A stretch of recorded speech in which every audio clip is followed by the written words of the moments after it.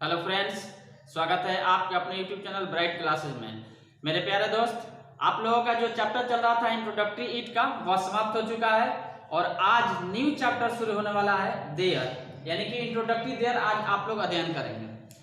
तो introductory there शुरू करने से पहले मैं आप लोगों को बता दूं कि आज का क्लास जो है बहुत ही शानदार होने वाला है और इंट्रोडक्टरी देयर का एक ही कंसेप्ट में आप लोग पूरे कंसेप्ट को सीख जाएंगे। एकदम बहुत ही अच्छा क्लास होने वाला है। तो अगर क्लास आपको अच्छा लग रहा है तो लाइक कीजिए और अपने सभी दोस्तों तक इसको शेयर कीजिए। ठीक, तो यहाँ हम लोग सीखेंगे इंट्रोडक्टरी देयर। तो सबसे पहले आपको जानना है कि इंट्रोडक्टरी देयर है क्या। इंट्रोडक्टरी देयर है क्या, तो मैं इंट्रोडक्टरी इट में भी इसको डिफाइन किया हूँ कि इंट्रोडक्टरी का मतलब होता है कि नकली है, इसका कोई शाब्दिक हिंदी अर्थ नहीं है, सिर्फ ये सब्जेक्ट के रूप में ही एक यूज होता है। उसी प्रकार से यहाँ भी देयर भी नकली देयर है, इसका कोई हिंदी अर्थ नहीं है। लेकिन अगर देयर की बात की जाए, देयर THERE देयर की बात की जाए तो ये एडवर्ब है पार्ट्स ऑफ स्पीच के अंतर्गत। क्या है? एडवर्ब है, और तब इसका हिंदी अर्थ होता है वहां वहां। लेकिन जो आप यहाँ अध्ययन जो कर रहे हैं इंट्रोडक्टरी देयर, इसका कोई हिंदी अर्थ शाब्दिक अर्थ नहीं है। अगर आप इसका हिंदी अर्थ वहां रखते हैं तो वहां आपका सेंटेंस गलत हो जाएगा। क्लियर? ये हो गया। तो अब ये जानेंगे कि जब इसका शाब्दिक अर्थ है नहीं तो इसका प्रयोग कैसे होता है। ये जो है सब्जेक्ट के रूप में यूज होता है इंट्रोडक्टरी देयर। ठीक, तो किसके लिए होता है? तो जब भी अगर कोई नाउन आपको बताना हो, नाउन, सिर्फ नाउन को बताने के लिए ही इंट्रोडक्टरी देयर जो है सब्जेक्ट का काम करता है। जैसे कहना होगा टेबल है, कुर्सी है, बेंच है, लड़का है, लड़की है, एक राजा है, रानी है, इस तरीके से अगर आपको बताना हो, पानी है। ठीक, तो इस प्रकार के सेंटेंस में सब्जेक्ट के रूप में इंट्रोडक्टरी देयर का प्रयोग होता है। तो चलिए मैं आप लोगों को यहाँ नियम लिख करके बता रहा हूं। तो देखेंगे, ये कह रहे हैं आपका कि वह देयर जिसका कोई हिंदी अर्थ न हो, कोई हिंदी अर्थ न हो। मैं पहले ही आप लोगों को बता चुका हूं कि इसका कोई हिंदी अर्थ नहीं रहेगा, लेकिन इसके बिना, यानी कि इस देयर के बिना कुछ हिंदी का ऐसा वाक्य है जिसका आप अंग्रेजी में अनुवाद नहीं कर सकते हैं। यही है। तो एग्जांपल पे मैंने लिया है पानी है। ठीक, इसके बाद में ये नंबर 2 में नदी में पानी है, यहाँ 3 नदी में घुटना भर पानी है। तो यहाँ देखिए, ये पानी क्या आपका नाउन है। पानी क्या है? नाउन है। तो मैं पहले ही बताया हूँ आप लोगों को कि नाउन को बताने के लिए ही देयर का प्रयोग करते हैं सब्जेक्ट के रूप में। तो अब यहाँ रूल टू ट्रांसलेट क्या होगा, यहाँ मैं लिख रहा हूँ, आप लोग भी लिखते जाइए। तो बनाने के लिए इसमें क्या करेंगे कि सबसे पहले आपको देयर को रखना है। तो ट्रांसलेट जो है बनाएंगे कैसे, तो ये नियम कह रहा है कि सबसे पहले आप देयर को रखिए, इसके बाद में इज, आर, वाज या were, will be plus noun, इसके बाद में आपको जो अदर वर्ड्स रहेगा उसको रख देना है। तो यहाँ इज या आर जो देखना है ये प्रेजेंट एक्शन है। कौन सा एक्शन है? प्रेजेंट एक्शन, यानी कि है हूं रहेगा तो आप इज या आर में से कोई लगाएंगे, और था तैती रहेगा तो वाज या वेयर में से लगाएंगे, यानी पास्ट एक्शन इसको कह सकते हैं।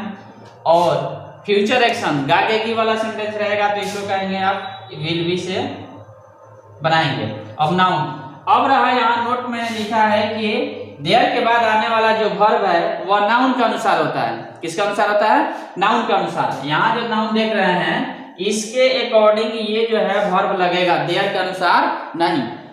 ठीक, अगर देयर के अनुसार रहता तो देयर सब में सब्जेक्ट होगा तो एक एक वर्ब होता, लेकिन यहाँ अलग अलग मैंने लिखा है। तो अब यहाँ है कि नाउन का रूप होता है, जैसे नाउन के फॉर्म होते हैं सिंगुलर फॉर्म और प्लूरल फॉर्म, दो होते हैं।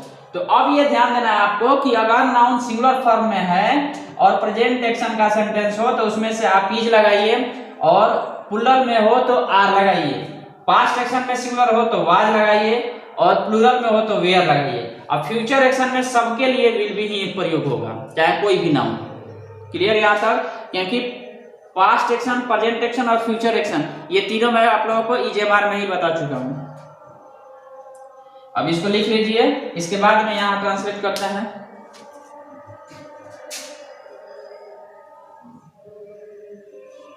चलिए देखिए, जैसे पानी है तो यहाँ क्या हो जाएगा, सबसे पहले आपको देयर को तो रखना ही है, there is water.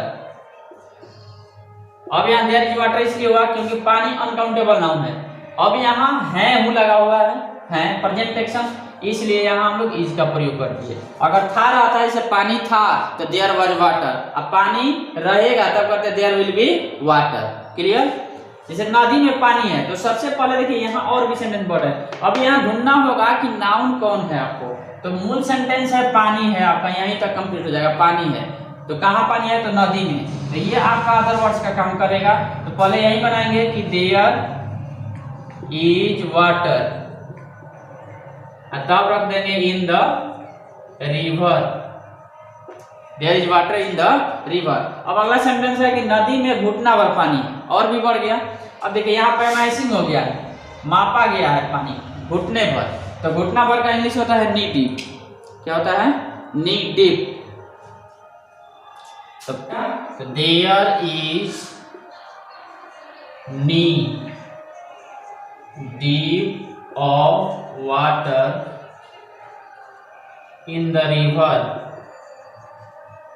In the river, ये होगा आपका। अब यहाँ ऑफ इसलिए लगा है क्योंकि पानी को पैमाइसिंग किया गया है। जैसे एक गिलास पानी का लिखते हैं हम लोग या ग्लास ऑफ वाटर, उसी तरीके से घुटने भर पानी, तो नी डीप ऑफ वाटर, घुटने भर का होता है नी डीप।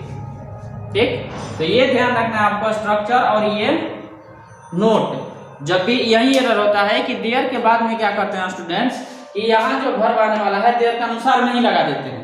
लेकिन ये आपको ध्यान देना है कि देयर के बाद आने वाला जो वर्ब होगा वह नाउन के अनुसार होगा, देयर के अनुसार नहीं। सिर्फ इतना ही ध्यान देना है। क्लियर? एक बार फिर से रिपीट कर दे रहा हूं। इंट्रोडक्टरी देयर, तो इंट्रोडक्टरी देयर वह देयर जिसका कोई हिंदी अर्थ न हो। क्या हो? कोई हिंदी अर्थ न हो, वही है इंट्रोडक्टरी देयर। और लेकिन इसके बिना, यानी कि इस इंट्रोडक्टरी देयर के बिना कुछ हिंदी के ऐसे सेंटेंसेस है जिसका आप अनुवाद नहीं कर सकते। तो अब वो सेंटेंस होगा कौन, तो नाउन ही होगा। क्या होगा? नाउन। तो नाउन को बताने के लिए इंट्रोडक्टरी देयर का प्रयोग करते हैं। जैसे मैंने यहाँ सेंटेंस लिखा है पानी है, नदी में पानी है, नदी में घुटना भर पानी।